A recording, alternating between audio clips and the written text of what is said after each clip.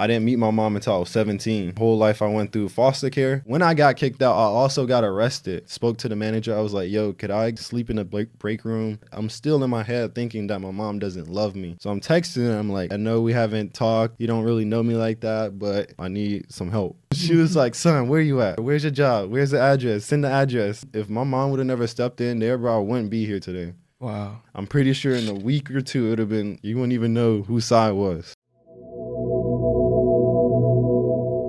What's going on, ladies and gentlemen? It's your boy Calvin, the New Trader, host of the Forex Beginner Podcast. We are in the studio today, so you know we got a special guest in the building. Now, this guest right here, I actually ran into him at FX Summit.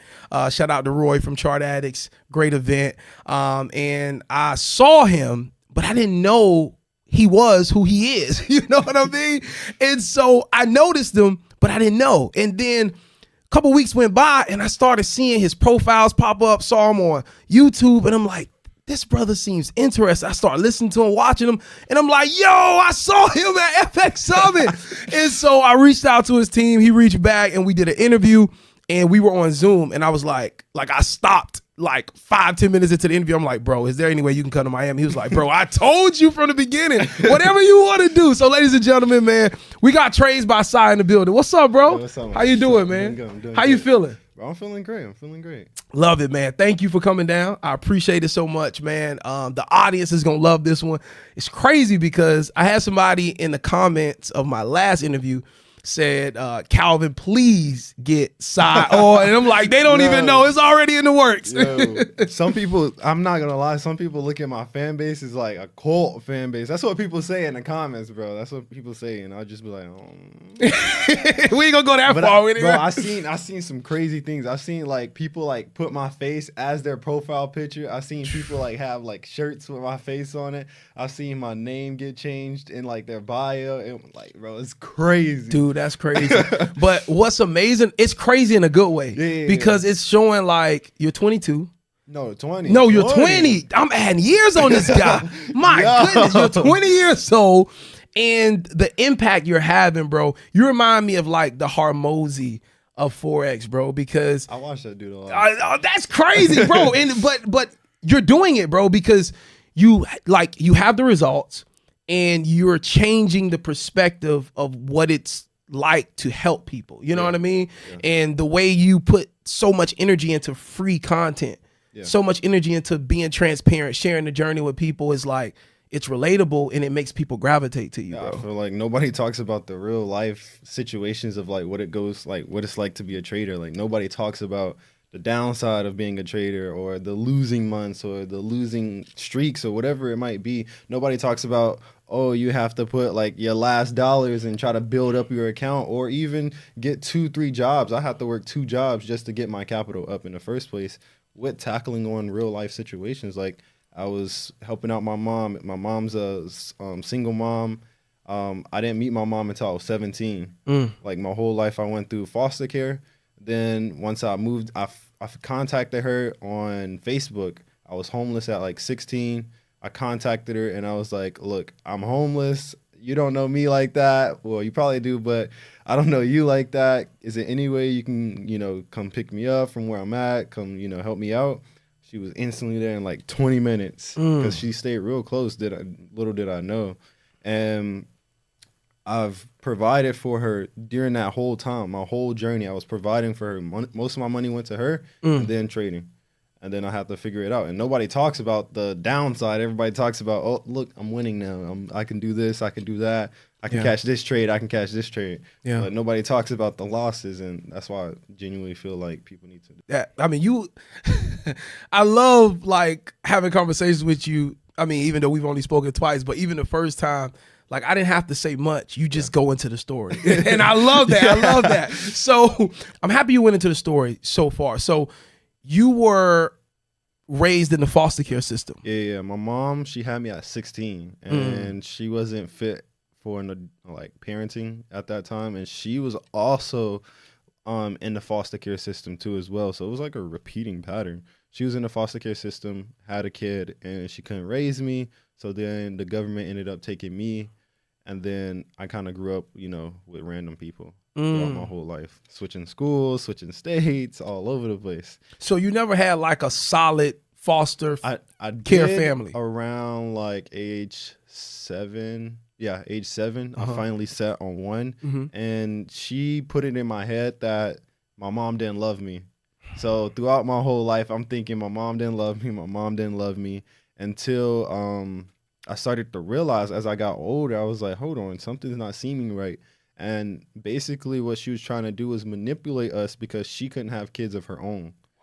So the whole time she was manipulating in our heads so that we can call her mom and do things as like a mother would, have their kids doing, know? And all in all, it was like the craziest thing I've ever experienced. And also as well, like it came to a point where I started to realize all our checks, like over time, she was trying to live like my foster parent was trying to live like this young life. She wanted to be 20, but she was like 32. And all like they give you like checks every month for being like in the foster care system. I think it's like $600, $700 or something like that, maybe even more. And my foster mom would freaking spend all that money on like drugs, partying. It was getting crazier. As I started getting closer to high school, it got crazier and crazier. So that money was supposed to go to you guys, the kids, not to them. Yeah. So they were getting a separate check like from the government, like for having you guys and like watching you guys. And then you guys had a check for you. And she was taking you guys' check. No, it was the government check. It was the government check. She had a job, but then the government check was to feed us, and the government job was to keep up with, or her job was supposed to keep up with the bills and make sure everything is straight. And then the government check was to make sure we had clothes on our back, food in our stomach, and then we had the lights on, obviously. And she was using it for what she wanted to use it for. So then it came to the point where me and my brother was eating like ramen noodles, like not the real ramen noodles, because that was like expensive. Yeah, that was like $12 a box. We got the $1 pack of top ramen, and it came to a point where we couldn't even afford that because she was spending all the money. So I remember I used to have to. I'm being so transparent. I used to have to like go to the Dollar General, put one under my shirt, and leave to feed my brother. Me and my brother. Yeah, it was crazy. And then I finally the reason I ended up getting kicked out was because with all that going on, I was trying to fit in school because at home it was like terrible. So me trying to fit in at school caused me to hang out with the wrong crowd. I was thinking like, oh, these kids are cool. Like what they're doing is fun. I don't have fun at home, so these kids are having fun. Let me have fun with them. But their fun was, partying, doing drugs, all types of stuff, hanging around guns and stuff. And I found myself in a situation where I ended up getting into a couple fights. Wow. And it was fights after fights after fights, getting suspended. My foster mom at the time really didn't care as much, so it just kept happening. It's kind of the same way with trading. You keep doing the same mistakes and nobody tells you. Nobody tell you nothing. You just keep losing money. Keep doing it. Yeah, you're just going to keep doing it. So I kept doing that, and then eventually I got kicked out 10th grade year. And I was 16. Once I got kicked out, when I got kicked out, I also got arrested. And I went to, I think it was Clayton. No, it wasn't Clayton. What was that place called? I think it was Marietta YDC or something like that. I forgot what it was called. It's a nickname they call it. But I went to that YDC, and I spent the whole year in there.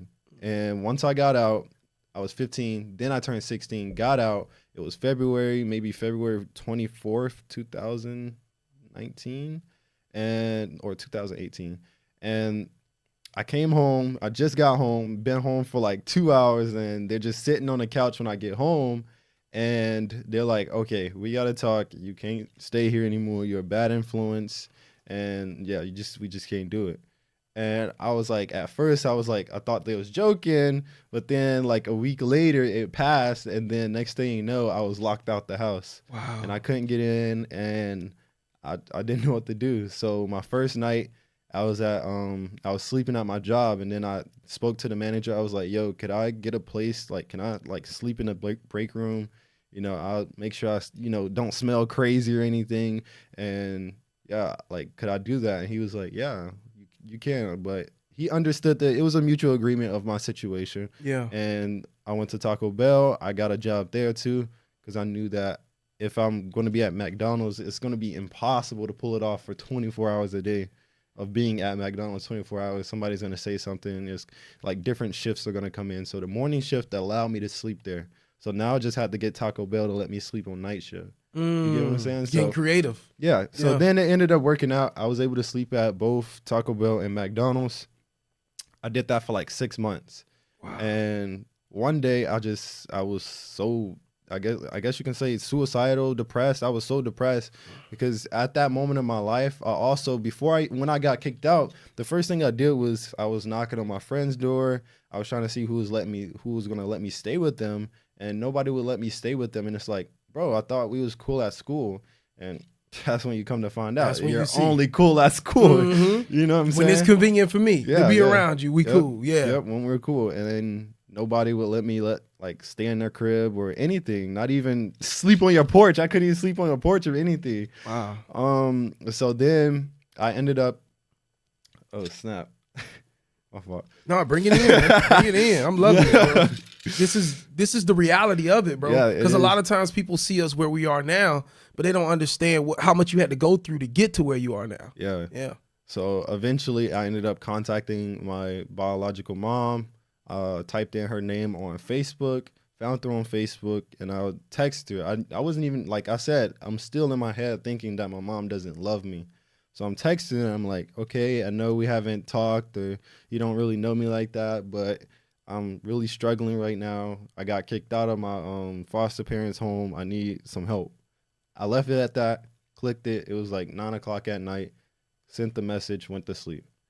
And when I went to sleep, I woke back up. I seen that she texted me back. Instant click. That was the first thing I clicked on.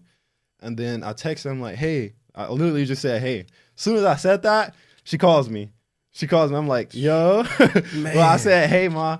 And she was like, son, where you at? Where you at? She just kept saying that. And I was like, I'm chilling at the job right now. She was like, where's your job? Where's the address? Send the address. I sent the address. She made that. She said it was a 40-minute drive. She made it into like 20 minutes. Come on, mama. Picked me up. She had picked me up, took me back to her crib. She had just actually got that crib. And it was like a 2-bedroom. And I was sleeping in the guest bedroom on like a pallet for the time being. I said, look, I'm going to buy my own air mattress and everything. You ain't got to worry about me.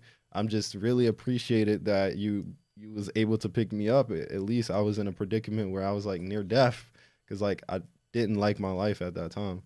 And yeah, I honestly, if my mom would have never stepped in there, bro, I wouldn't be here today. Wow. I wouldn't be here today. If my mom would have never stepped in, I'm pretty sure in a week or two it would have been like you wouldn't even know whose side was. Wow, man. Because I was that deep in depression and I was that deep in like, okay, my life is just that's it. Yeah. And I had no hope. That was when I had no hope. And as soon as I was finna give up, something came. Something came through. Yeah. And you made a decision in that moment. Because you could have just said, it's over for me, right? I got put out of the house. I'm trying to do this 2-job thing. I'm sleeping at work. I'm bouncing between McDonald's and Taco Bell, right? You could have been stuck in that moment, but you made one more move. One more move. That was the last move I had. Yeah. And like, that's what we have to do in tough times. You know what I mean?